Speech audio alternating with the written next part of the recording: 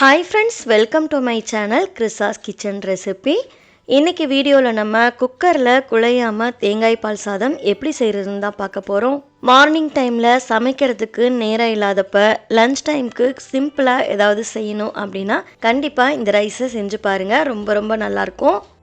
இந்த ரெசிபி பண்ணுறதுக்கு பார்த்திங்கன்னா ஃபஸ்ட்டு ஒரு குக்கரை சூடுபடுத்திட்டு அதில் 2 டேபிள் ஸ்பூன் நெய் சேர்த்துக்கோங்க. கூடவே 2 டேபிள் ஸ்பூன் எண்ணெய் சேர்த்துக்கோங்க. எண்ணெய் சூடானதுக்கப்புறமா இதில் ஸ்பைசஸ்லாம் சேர்த்துக்கோங்க. 2 பிரியாணி இலை, கூடவே 2 இன்ச் போல் பட்டை சேர்த்துக்கோங்க. 1 அன்னாசி பூ சேர்த்துக்கோங்க.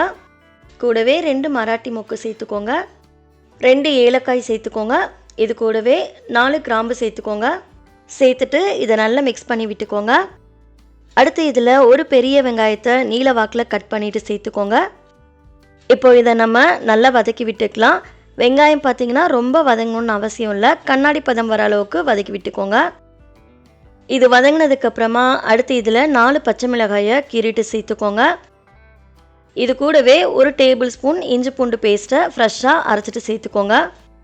சேர்த்துட்டு 1 நிமிஷம் போல் இஞ்சி பூண்டு பேஸ்ட்டோட பச்சை வாசனை போகிற அளவுக்கு நல்லா வதக்கி விட்டுக்கோங்க. இதோட பச்சை வாசனையெல்லாம் போனதுக்கப்புறமா அடுத்து இதில் கொஞ்சமாக பொடியாக நறுக்குன மல்லி சேர்த்துக்கோங்க. கூடவே ஒரு கைப்பிடி நிறைய புதினா சேர்த்துக்கோங்க.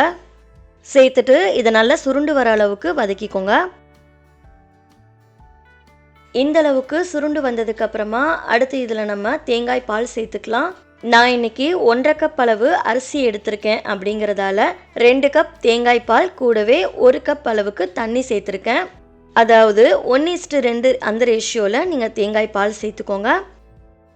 இது கூடவே தேவையான அளவுக்கு உப்பு சேர்த்துட்டு நல்லா மிக்ஸ் பண்ணிக்கோங்க. இதை மிக்ஸ் பண்ணதுக்கப்புறமா 20 நிமிஷம் போல் ஊற வச்சுருந்த அரிசியை சேர்த்துக்கோங்க. நான் இன்றைக்கி சாப்பாடு அரிசி தான் எடுத்திருக்கேன். நீங்கள் இதுக்கு பதிலாக பிரியாணி அரிசி கூட யூஸ் பண்ணிக்கலாம்.